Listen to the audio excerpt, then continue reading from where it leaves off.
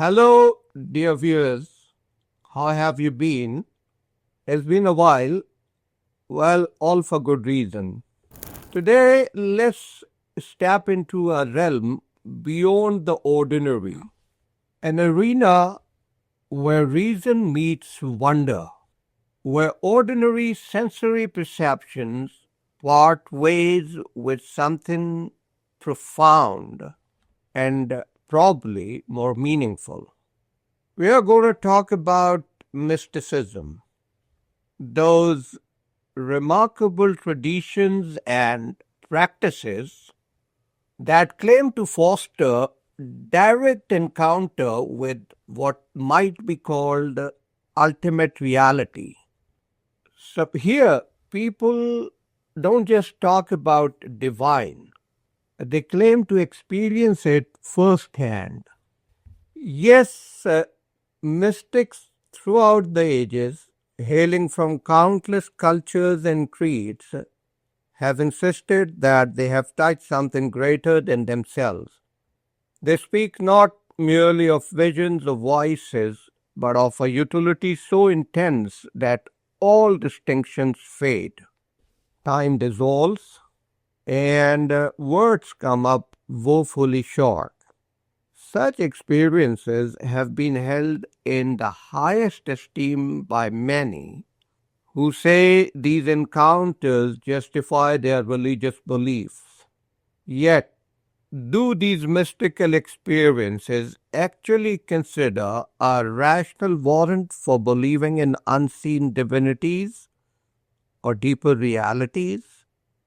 Let's journey through a labyrinth of ideas and consider how scholars have attempted to define mystical experiences, how skeptics raise their eyebrows, and how defenders of mysticism respond to these skeptical challenges. At the heart of mysticism lies the idea of a direct communion with an ultimate dimension, God, the absolute, the ground of being, or some exalted reality that defies simplistic categories. Unlike the familiar perception where we distinguish between many separate objects, mystical encounters claim to reveal a sublime unity. No more dividing lines between self and world, observer and observed. Instead, mystics report a single unified presence. But there is a catch. Language thrives on differences, red versus blue, near versus far, you versus me. To describe an event where all differences vanish is like trying to sculpt a statue out of mist.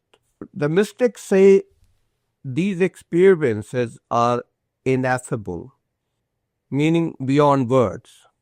Trying to capture them in everyday speech is as futile as painting an echo. What is more, mystical states often seem timeless, an eternal now, as if the mystic steps outside the ticking clock and rests in a moment that doesn't pass. When we think about mystical states, they are often divided up in two categories. First, let's consider introvertive experiences, inner voyages devoid of sensory input.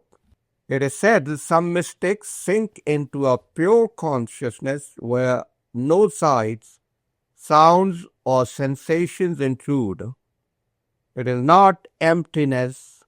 It is more like a fullness beyond the usual clutter of thought. Then there is extrovertive mysticism, where an outward scene, the glow of a sunset, the hush of a forest, sparks the realization that beneath the surface variety lies a single mysterious essence. Although senses remain engaged, what is perceived is thought to be more than just sensory data. It is a gateway to something transcendent, felt rather than deduced.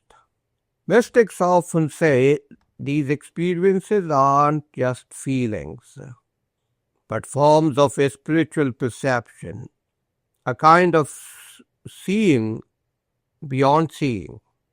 Imagine if, instead of reasoning your way to the idea of God's existence using arguments, you simply behold God's presence directly.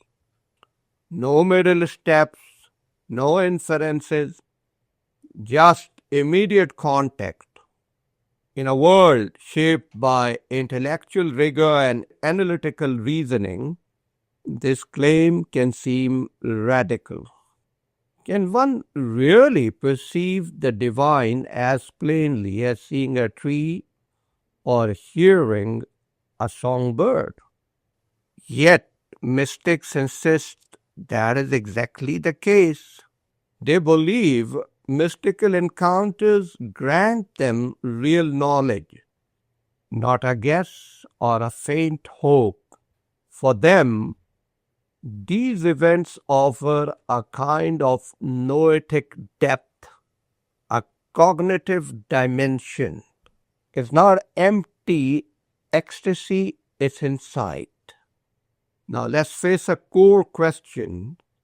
Can these encounters rationally support religious beliefs? If I witness a car pulling out of a driveway, I rationally infer my neighbors are leaving. If I trust my eyes when discerning everyday facts, why can't I trust a seemingly spiritual perception that testifies to something beyond the mundane? Defenders of mystical experiences draw this analogy. Just as sense perception justifies belief in physical objects, mystical perception could justify belief in metaphysical or divine realities. The skeptics raise their hands here. Sense perception is testable. Others can verify whether there's really a car. Mystical experiences, by contrast, resist cross-examination. You can't just ask your friend to take a look at your ineffable union with ultimate reality. The skeptic charges that without a way to verify, mystical claims remain suspect. In everyday life, if I believe something is strange, I can usually offer evidence or call witnesses. Mystical insight offers no such ready companions. Proponents respond that while you can't replicate the mystical vision for others as easily as lifting a curtain, there may be spiritual mentors, traditions, or sacred writing that help confirm authenticity. Some traditions invoke a fruits test. Do these experiences produce lasting moral uplift, profound compassion, enduring serenity? If they consistently yield noble fruits, maybe that's a kind of indirect evidence that the mystical perception is attuned to something real, not a self-delusion. Skeptics also maintain that mystical experiences are not as common as seeing cups or remembering breakfasts. They can require years of discipline or arrive unpredictably. Yet defenders note that some specialized perceptions, like appreciating fine wine or discerning subtle hues in a painting, also demand training. Moreover, mystical epiphanies occur across times and cultures, suggesting a broader human capacity than mere esoteric rarity. There's also the element of passivity. Mystics often say they can't command these revelations, they happen to them. Perhaps ultimate reality, if it exists, appears on its own terms. Just as you can't force a sunrise, maybe you can't force divine disclosure. Does that render the experience invalid? Not necessarily. Many valued aspects of life, love, happiness, epiphanies, arrive without our strict command. One trenchant critique is the constructivist viewpoint that mystical experiences are shaped by cultural and religious conditioning. Christian mystics see Christ, Hindu mystics encounter Brahman, Muslim mystics invariably see the Prophet. Doesn't that mean we project our background into these events rather than tapping into an objective ultimate reality? Defenders reply that mystics sometimes report surprises that run against their expectations. Furthermore, some claim experiences of pure consciousness devoid of any familiar imagery. If mystics were merely churning out fantasies prompted by cultural scripts, they would then sometimes be startled or shaken out of their comfortable beliefs. Others argue that mystical states are simply neurological oddities, brain chemistry playing tricks. Yet, believers retort that a natural cause doesn't exclude a deeper reason. Just as sunlight striking a leaf can be explained physically without negating the existence of the sun, a brain process might be the means by which a divine source manifests. Dismissing the divine because we have identified brain correlates could be as short-sighted as denying the leaf's green color just because we know how pigments work. Many thinkers, scholars, and seekers find mystical experiences intriguing because they are not just odd phenomena. They present pressing intellectual queries about religious knowledge, human aspiration, and existential meaning. If mystical experiences truly offer the glimpses of a reality that transcends the everyday, then investigating them deepens our understanding of human potential.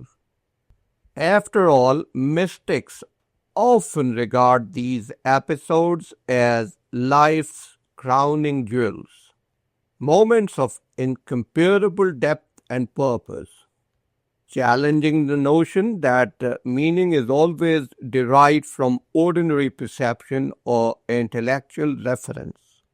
Exploring mysticism, thus, can enrich wider inquiries.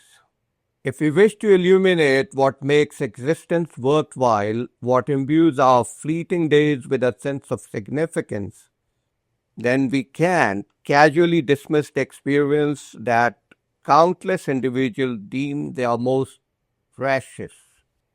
In a world that increasingly prizes logic and argument, mysticism stands as a reminder that human cognition is multifaceted. Our pursuit of truth might involve not just calculation, but also openness to the ineffable. Though we have journeyed through some of the main challenges to and defenses of mystical experiences as religious beliefs, we find no neat resolution, right? Like all profound issues, this one resists tidy conclusions. Some remain convinced that mystical insight can justify faith. Others remain unconvinced, calling for more tangible verification or warning against cultural biases and psychological illusions. The lack of financial closure need not disappoint us. The debate over mysticism's epistemic worthiness encourages humility, invites intellectual honesty, and prods us to recognize the breadth of human experience. Not all truths wear labels or follow neatly from premises to conclusions. So, in the end, mystical encounters stand at a crossroads of the familiar and the mysterious. Are the dim echoes of a grandeur, a big truth beyond our ken, or subtle mirages conjured by yearning hearts and imaginative, hallucinating brains? Perhaps they are both, a mixture of insight and interpretation that requires more than a simple yes or no. Yet, as we ponder these possibilities, we may find ourselves expanding our conceptual horizons. Even if we remain resistant to granting mystical experiences the status of rational evidence for religious beliefs, we can still value them as profound human attempts to reach beyond the mundane. If nothing else, considering mysticism inspires us to challenge how we form our most cherished beliefs, how we understand reality's hidden contours, and how we approach the intricate world of human longing and aspiration. So let's leave this conversation with open minds and absorbent perspectives. But the conversation doesn't end here. It continues in the quiet corners of monasteries, of science labs, the minds of scholars, the hush of meditation halls, and perhaps, just perhaps, in that indescribable moment of awe you might find under a starlit sky. Think about it, and we'll meet the next time. Thank you very much. Look after yourself.